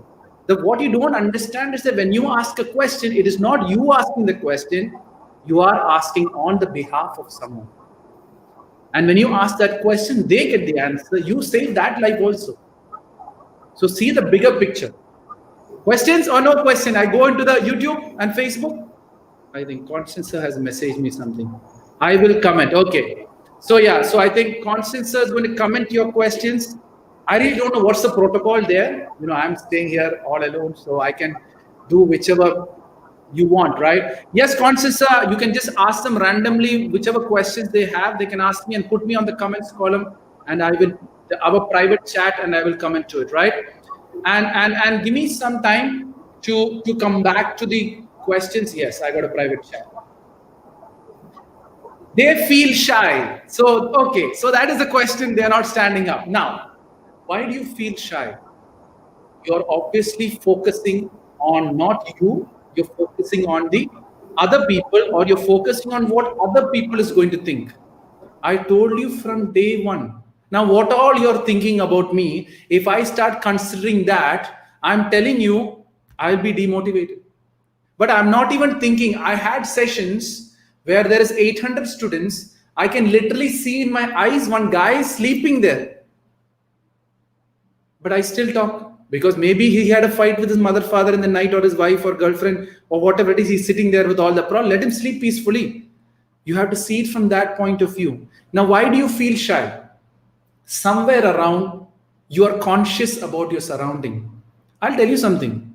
Would you show your shyness when you have to talk of some injustice which is happening into your family? No, that time all your energy will come. So what you don't understand is that if you don't have the power to stand up and ask, on a longer run, you are going to build up various frustration and stress. Because indirectly, internally, I want to ask. This is an opportunity. But what my friend will think, what my other teachers will think, they are going to think you ask or you don't ask. Because if you ask, they will think that why they ask. If you don't ask, they'll think that why they are not asking. So see it from that point of view. So students, Constance sir, do I still continue motivating them to ask the question? I don't know what is the protocol there. So I just really need to know what the question you're looking for. If not, I will move to the YouTube people. There's tons of questions there. Okay, he's chatting me here.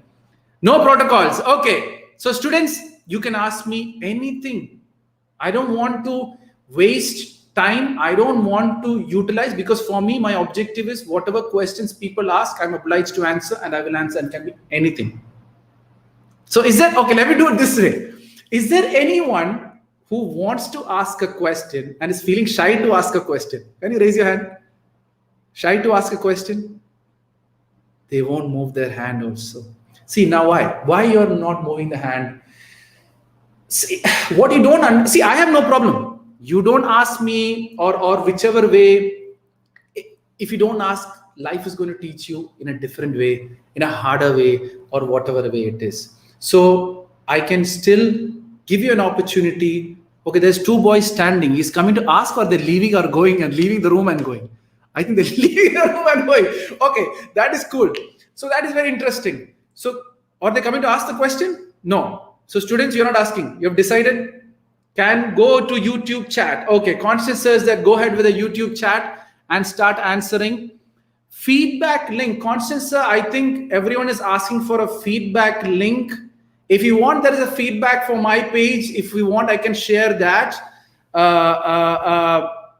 If you want to give a feedback, you can obviously give a feedback. But I think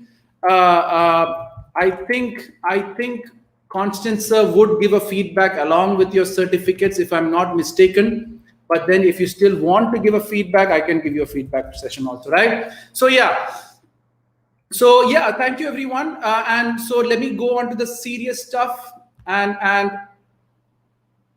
in WhatsApp after the session. So in WhatsApp after the session, Constance will give the feedback where you can submit your feedback and work it up from there. That is that, you can take it from there, and that's the formal channel. You're going to actually get the feedback and exclusively for the show. You can give it there. And I hope it's a positive feedback. If it's negative feedback also, I'm always welcome to it, because at the end of the day, it's something for me to grow. There's a lot of people pushing me on talking on friendship. Ginelle has talked about friendship. So let me talk about friendship. Is friendship important?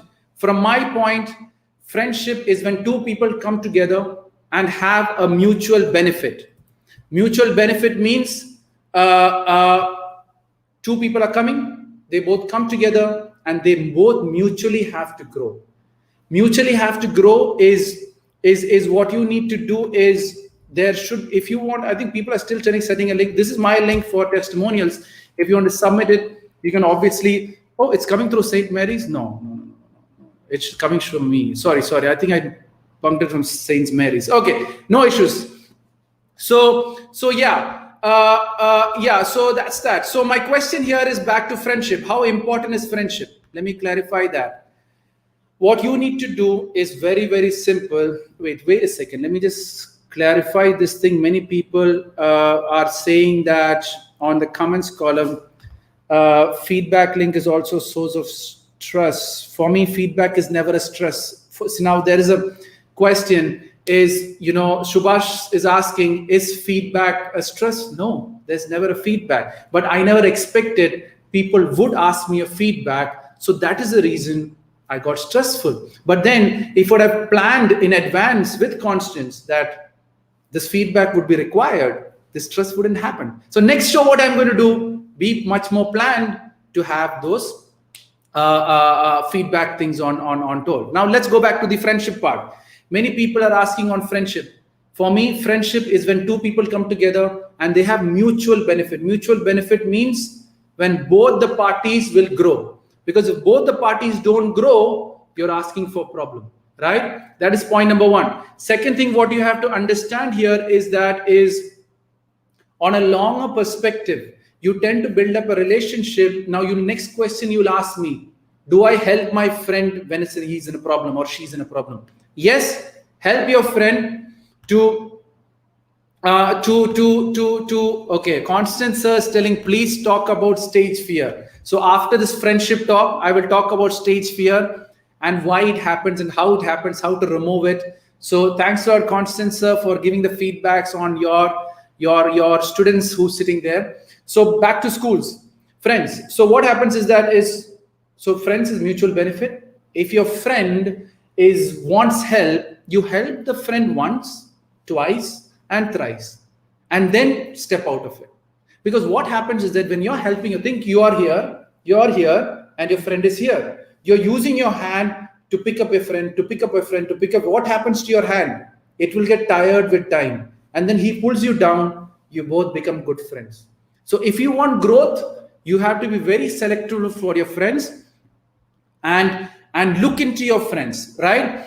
So feed link is not related to you, sir. Okay, so yeah, so let that be working on whichever way it is, right?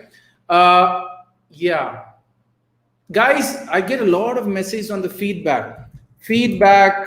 Let me type it. Feedback of the show will be provided in the WhatsApp group. Okay, that's it. I've messaged that. Okay, so that's cleared off. Right? So, see, sometimes situations will come. All you need to do is to step in and make a difference there, right? Now, back to friendship. Friendship, mutual importance, mutual growth. Both has to grow. For example, you come to a friendship. Your marks is reducing. That means problem with the friendship. Your mental peace is reducing. Problem with friendship. Your actual growth, or you want to make a difference, and that difference is being pulled up by your friends. Wrong friendship. So, and all friendship is temporary. They all come as passing clouds. They come as passing clouds and will work it from there, right? So that's my meaning of friendship. I have a big 2-hour session on completely, I think 2 parts on my YouTube. If you have time, go and have a look at it. It completely talks about what friendship is, how friendship is managed, how it should be maintained, and working from there. But in summary, from my point is friendship, mutual benefit, good friendship, someone being misused or someone over stressed or over emotional issues, it's not good friendship. Step out of it, focus on your growth. At the end of the day, family, your brother, sister should be your first friend. If you believe in God or whichever God you believe in, that should be also a good friend. Other outside people will just come for a short time and will leave you with a short time. But at the end of the day, your greatest friend in your life should be your spouse, your wife, or your husband, who it's going to be in life. There is no greater friend, but be worth it so that you get that friend into your life, right? Next question from Constance, how to talk about stage fear? I've talked to many stages. I've talked to many kids. When stage fear comes, whoever picks up the stage fear question, I pick them directly on stage and make them talk in 5 minutes. To remove stage fear, you only need 5 minutes. That's my understanding. I pick people asking, tell me one person who never talked on stage. Come on stage. I will clear you and make you a speaker, a decent speaker, in just 5 minutes. Many people have this concept that on a longer run, what could happen is you could work, you tend to build up this fear of speaking. So how do you improve that? First thing is go and talk in front of a mirror. When you talk in front of a mirror, automatically you will know how other people are visualizing you, right? And you become more confident. Talk more louder. Now, for example, many students can't talk, stand up and talk. Why? Somewhere around, they don't visualize as to how I'm going to look. Now, unfortunately, here what happens is that when I share the student screen, when they stand, they actually see themselves on the stage. So when you start exposing yourself to talking on this on screen, automatically you tend to build up the confidence, right? After that, talk in front of your close friends. Tell your close friends, sit down and talk. After that, tell your mother, father, sit, let me talk. The next thing what you got to do is don't go and talk on stage. Have opportunities to go and stand on stage.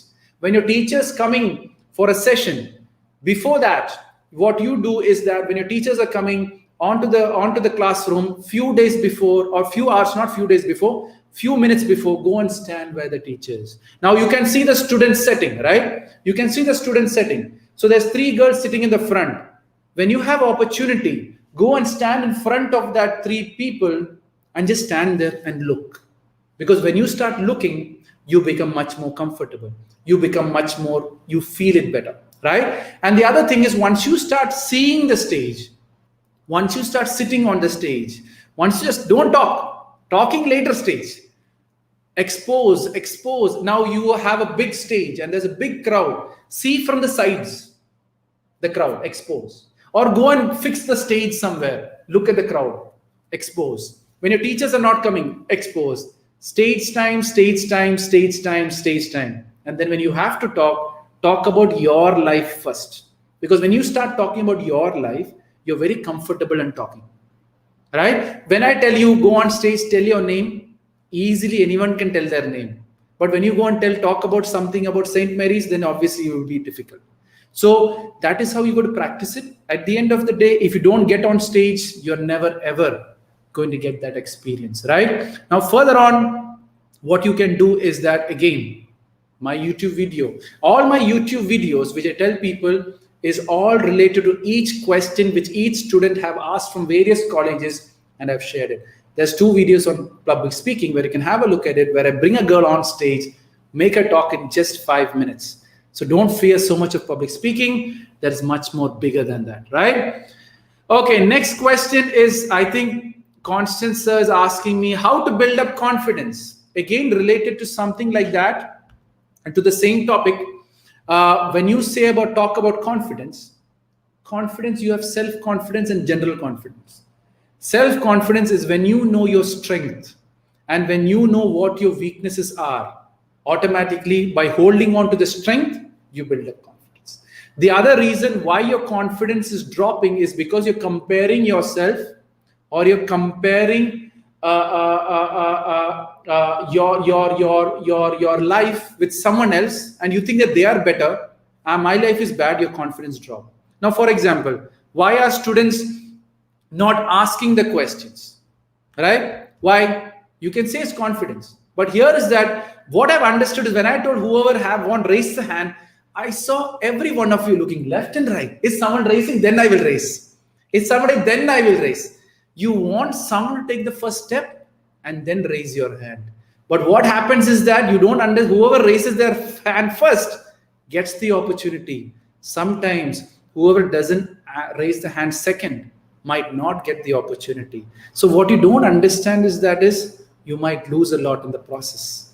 Be sure you're always on the front. Be sure you're always asking the question, right? That's a long feed. Thanks a lot, ma'am, for the feedback. So go ahead. So how to overcome stage fear? I've talked about it. Stage time. Students, you have any more questions, or I go continue? I'll always come back to you. At least I want one person to ask, then only I'll feel satisfied.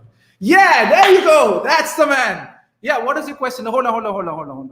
Now I know it'll all trigger. Yeah, what's the question? Let me hear you. Yeah, you talk. I can hear you. Make your life very busy, then you can know what is responsibility. What you can say about it, sir. When your life is very busy. Make your life very busy, then you can know what is responsibility. What you can say about Yes, it. okay, no, very, very beautiful question. So basically what he's asking is you keep your life busy, then you will come to know what your true responsibility is. What's my comments on it, right? Yeah, That's the question? yeah. What about you? What's my views on it? Okay. So that's a very interesting question. What's your name? Let's make him famous. What's your name? Huh? Akshay, great question. Thanks a lot, Akshay, for stepping up and showing a leadership role there. Now I know, hopefully, if Akshay has asked, many other people would trigger. If they don't ask also, you make my life easy. So the question Akshay asked is, you keeping yourself busy, you tend to know what your true responsibilities are.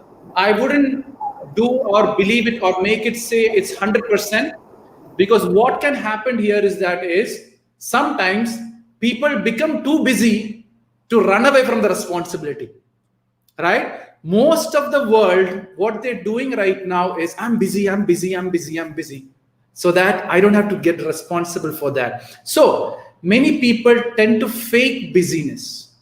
What is busyness? When you truly work towards your growth, that busyness has value.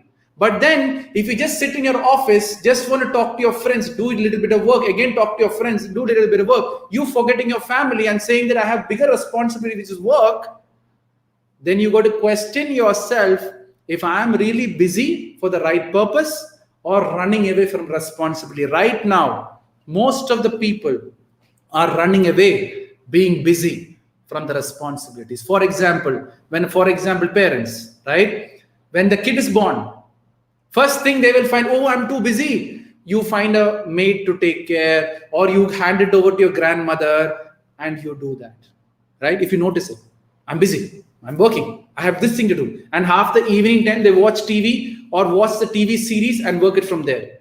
You're busy. You're running away from responsibility. After the school come in, you hand it over the kids to school. Oh, I'm done. I'm busy. After that, you hand over your kids' responsibility to teachers. What you don't understand is, if you don't give your values to children, if you don't give your values to your family, outsiders are giving their values, which can work against your values. So be careful. When you are busy and running away from responsibilities, someone else will take over that responsibilities, or the students will find some other people to satisfy which you are not giving, and most of the people will direct them wrong. I have this quote which I tell to many people, that children's or today's youth only go out of love or only go in search of love because they have less love, or they're not getting the proper love from their family, right? So you do that slowly. You can't manage kids in the evening because you're again busy. You want to watch TV or have a drink with your group of friends. Children will be sent for tuition. So studies tuition. Yeah, free. They'll get exhausted, they'll get tired. After the college also, it carries on. They are busy. Now, when parents get old, what they don't understand that is, children will get busy, because that is what you have taught through the process. And they will find a maid, or they will find an old age to put you back onto there, saying they're busy. So that is one thing I got to tell to the world, is being busy is not being responsible. Being busy, doing the most important thing and the right thing, and keeping 5 things in balance, which is relationship, education, health, finance, and love. These 5 aspects, you have to be busy every day. Relationship, education, health, finance, and love. If you're busy on these 5 things every day, I'm telling you, you will lead to a positive life. I hope, Akshay, I have answered your question with that regards. Yes, Okay, perfect. Any more from the student side? Akshay is like, yeah, I'm the hero. He's smiling there. so that's really good, right? So anyone to ask more? Guys, you can ask Akshay. If you have another question, you can ask me also, right? So, oh yeah, Jeff sir has joined, right? So yeah. Go ahead. Any other questions, students, or I go with the comment section on YouTube? Anyone? Anyone has questions? Anyone has a question? You can ask. See, like Akshay came in, now he's like, yeah, superstar. He's having a great smile on his face. So guys, ask, feel free to ask so I can clarify the doubts.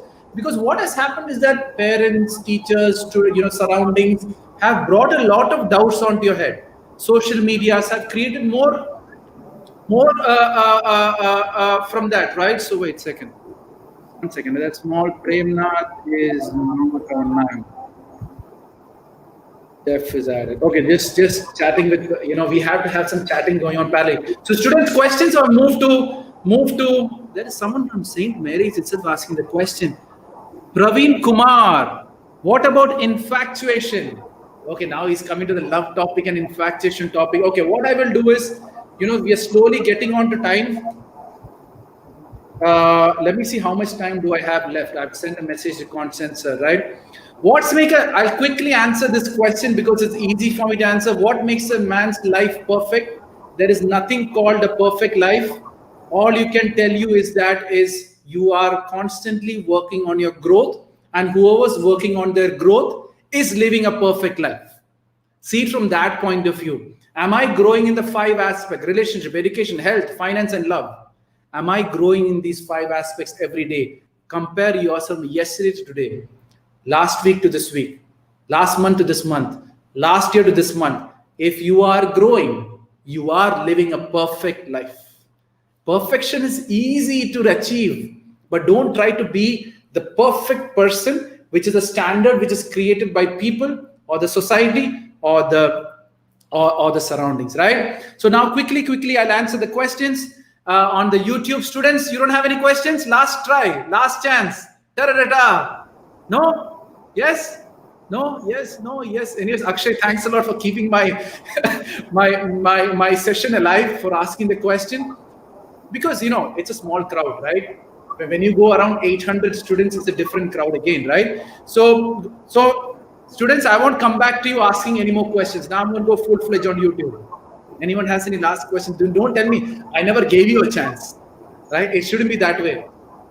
From the girls' side, one question, so that balance is maintained, or boys win the show. There you go. Girl power. Go ahead. Yeah, just shoot your question. I think I can hear you. No?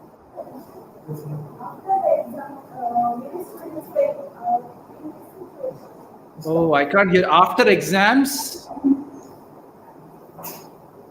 Okay. I think be careful. Make sure the mic is all sanitized or just hold it. Yeah. There you go. What's your name?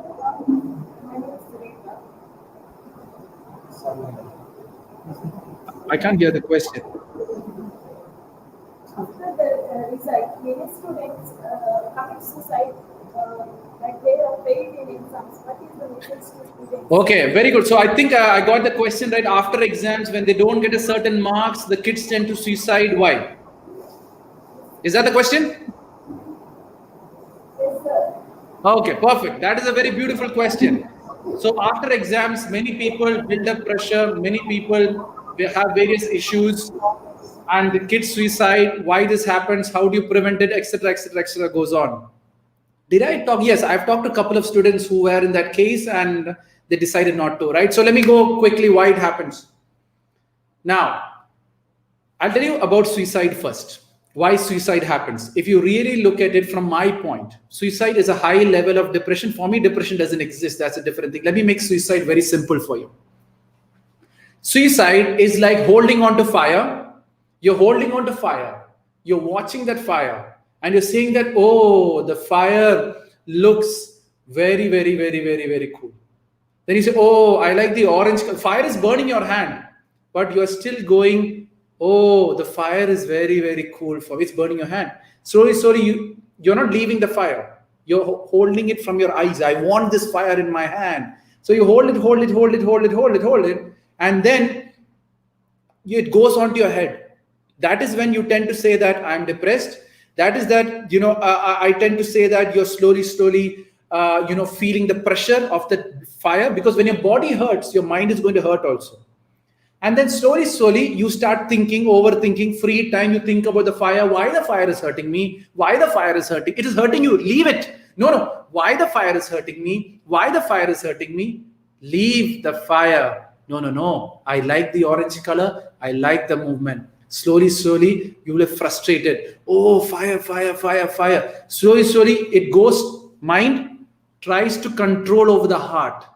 So there's a conflict between your mind and your heart. Heart saying, leave the fire. Mind is saying, no, it looks good. Leave the fire. It looks good. Leave the fire. It looks good. So it keeps going on, that conflict which is going on. And the heart will say, I'm done with your mind. I have to leave this world and go, because I can't take any more of this frustration. And I want to go out and commit suicide. So that is the main process of a general process of how the suicide concept works. Now, why it happens? Why it happens? I have only 5 more minutes to go, and I'm quickly going to finish it off in 5 minutes, right? So I'll finish off with the suicide topic, and we will close the show, because that's the information I got from Constance sir. Now, why this happens and why do kids fail after exams? Many reasons. One reason could be the promise or the word which they've given to their parents that I will get a certain level of marks, which means you have only studied 90%, and you know outside marks will come, 5% can come from outside. So technically you're only going to get 85, but you go and promise your parents that you're going to get 100. So expectation has raised up, and then even parents put an expectation on the children's, my son 100% student. And then they go publicly tell their uncles and aunties of the world, oh, my son 100% student. And when the marks doesn't come up to that level, oh, how can I face the world? How can I answer to my parents? How can I answer to my the society? What they are going to tell about me? Oh, let me leave this world and go. That is the other point. Now, the other reason for suicide, which I have seen, I've talked to many students, could be a driving force, which means the girl or a boy had a breakup with the girl, or the girl is getting harassed by her cousins, or any sexual issues which the girls has gone through from their cousins or the uncles or outsider. They keep it to themselves, and they fail in the exam. They build up all this. They build up all this fire, and boom, I'm done with this world. It is all injustice. It's not the right way. And then you go for the suicide. So there is 2 reasons. One is the over expectation which the kids make, which the over promises which you make, and when you can't face the world, you want to leave the world. Second thing is, it's another driven force, which means parents issues, or I get messages from a lot of kids, right, from different modes of life. So for example, parents are fighting. Another reason, after the breakup issues, most of the issues, parents are fighting continuously. What to do? So the kids don't know what to do, and they're building up. So what happens? The marks she expected, she didn't get, and bang on. How it's possible? My mother and parents are fighting all the time. I'm not doing well in my exams. So let me leave this world and go. That is the second reason. And the last and the third reason of why most suicide happened is the trend is like that. Trend in the sense means many people believe that suicide is the easiest way to win over life, right? Suicide is the easiest way to get out of this mess. Fix it. Work on to fix it. Automatically, the fixing will be working on. But what people do, and then the other thing is the news. Half the news is now after SSR, Sushant Singh Rajput has gone. I'm telling you, many suicides are going to be active, because that was suicide. We really don't know what has actually happened to SSR, but in general, initial talk was suicide. And you watch in the movies also, suicide. Then what happens when my life is in trouble? Why don't I go and suicide? Your mind is driven, like the horror movies, like your grandmother which you're seeing. You're building up the suicide concept into your head and think that suicide is the best option to go. That's the third reason as to why most of the suicide happen.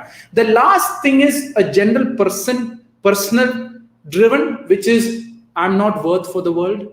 I think the world is not right for me. And there are many other students, you compare yourself too much onto other people and demotivate yourself and degrade yourself. What you don't understand is, every time you compare yourself with someone, you're devaluing yourself. Every time you're comparing yourself from some other people, you're devaluing yourself. So you devalue. I'm not valueless, so let me go and die. So these are the 4 main reasons as to why most of it. But I've talked to many kids, but then if you really understand the concept of suicide, it's a very selfish approach. It's not the suffering, it's very selfish. When you suicide, you don't understand your complete family is destroyed. Your brother, your younger sister, marriage proposals is completely off the chart. When you suicide, always remember one thing. Whoever is sitting here thinking of suiciding, one thing I got to tell you, when you suicide, it's not you leaving this world. You're killing your whole family. So don't go and suicide for satisfying your mother or father or whatever it is. You're going to kill that whole family. So when one girl suicides, and the other point, what you don't understand is after suiciding, there is a lot of rumors which is going to be spread about you.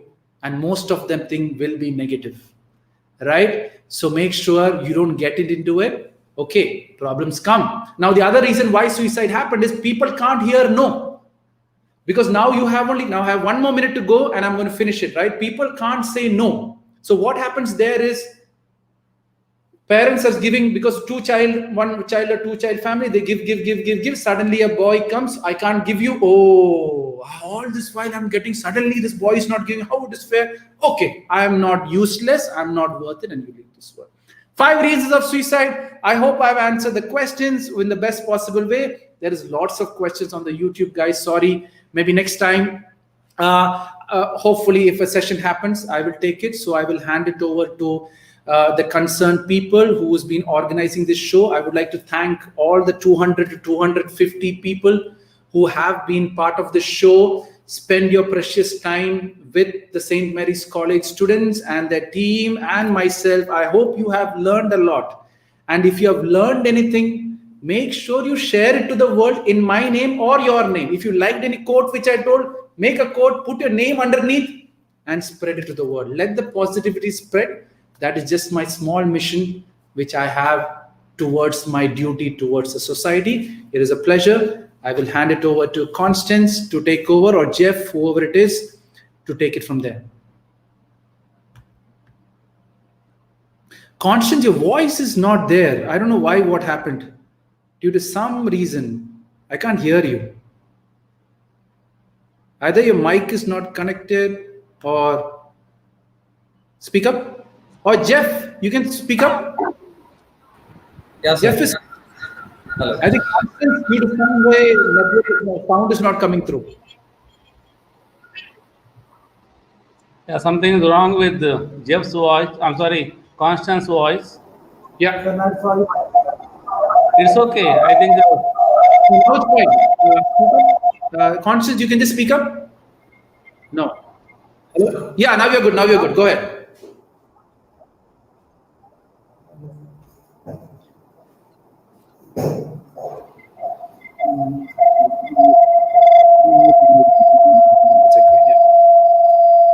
Yeah, Constance. The floor is yours. Ta-da-da-da. I know many people are still asking me questions. Maybe some other time, guys, or come to my live shows in future, which I do every day. Feel free to be a part of. Yes, Constance, go ahead. No, your voice is gone again. Your voice is gone again. I don't know. Or you can come. Okay, shall I go ahead? Yeah, your voice is good, sir. Your voice is Okay. good. Jeff's voice is good.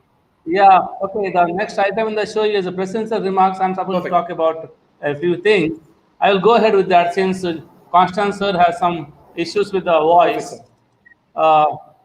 Dear Deek Parassini, the resource person for today, and organizers, members of the staff, teaching as well as administrative, and dear students, we had the wonderful opportunity of listening to Mr. Deek Parassini, of course, for the first time. As far as I'm concerned, I think we had a wonderful session, and that too, it was full of interaction. I could see people asking questions, though our students, they are a little shy to ask questions, except maybe Akshay and I think one is Sureka, I believe. 2 of them asked questions. Other than that, others were shy. Maybe in the days to come, since it's a live show, maybe they were hesitating. In the days to come, they will definitely improve. we spoke about issues like stress, pandemic, time management, ghost, your own story, Deek's own story, and then went up to issues related to suicide. Maybe about suicide only people can speak about, I mean, for hours together. Okay, having said that, one of the important aspects today is because of this COVID 19, the schools and colleges are shut, and the students are at home. They cannot come out, they cannot come to the schools and colleges, they cannot attend classes, and even we are missing them in the campus. We know the principal, the staff, all of us want to see our students back in the campus. We are waiting. And just a couple of hours ago, the Deputy Chief Minister and Minister for Higher Education in Karnataka has announced that the colleges will be reopened. The offline classes will commence from 17th of November, and hope our students will be able to come back at that time, and hope we will get an opportunity to talk to our students face to face. The teachers want to talk to their students face to face, and even students want to meet their teachers, and that helps us in a lot many ways to overcome the stress that we are talking about. When the students come to the college, many times they discuss their issues with the teachers as well, even their personal and family issues they discuss with us. We are waiting for that date to come. Okay, this has been a very interesting session. Deek, maybe we can have this kind of session sometime soon again once the students come back to the campus, for the offline classes. And I must thank our organizers, Mr. Constance Gonzalez and Jeff Sunny D'Souza, the conveners, our IQAC convener, Mr. Melvin Castellino, co-conveners, Mrs. Rima, Mr. Prakash, Mr. Premnath, Ms. Raksha, and Sam Joel, who have worked as a team. We have a wonderful band of youngsters and teachers, both among the men and women, and they have been doing excellent job as far as our college is concerned. So I thank them on my behalf. Of course, formal vote of thanks will follow. Jeff D'Souza will speak about, he will propose the formal vote of thanks. But it has been a wonderful session. Thank you, Deek, from my side, from my personal side. Thank you very much for this wonderful session. I was sitting here right through the session, of course, with my mic and camera off. Okay, I heard the entire session, and since it was, an opportunity for interaction, it was more interesting actually. And from my side, again, I tell you, thank you very much. With this, I conclude my presence and remarks, and I think Constance still has got some technical issues, and I request Jeff to take over and to propose the vote of thanks. Good evening, everyone. Unmute, sir. Good evening, everyone.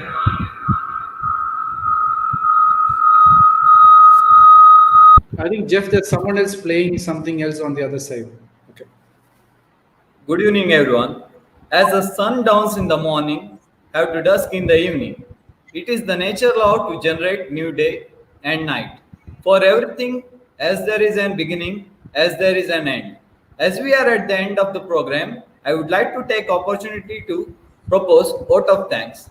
With the great privilege, I would like to render my gratitude to the president of this program, our beloved principal, Dr. Harold Ivan Moniz. He is the backbone and inspiration of this program. I thank you, sir, on behalf of conveners, students, and all the participants. On the occasion, I render sincere gratitude from the bottom of my heart to today's resource person, Mr. Deek Parassini. Being an international speaker, the way he responded to our call for the webinar was really mesmerizing. And I believe after this session, all the participants of this program have been influenced to break stress. I thank Mr. Deek Parassini on behalf of management, principal, and staff of our college. Thank you, sir. Pleasure. Thank you. I would like to thank IQAC coordinator, Mr. Melvin, convener, Mr.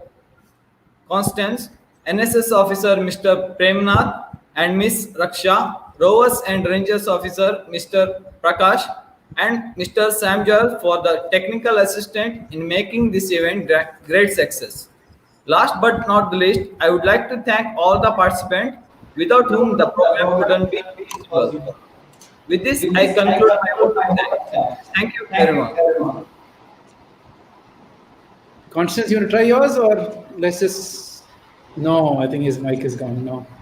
No questions. Oh, it's not working. So that's it. So we'll cut down the show. It was a pleasure, everyone. So I'll just log off the live and we can stay online. So it was a pleasure, guys. See you maybe next time or some other time when the sessions will be. We'll let you know, and I'll leave Constance to take over from here.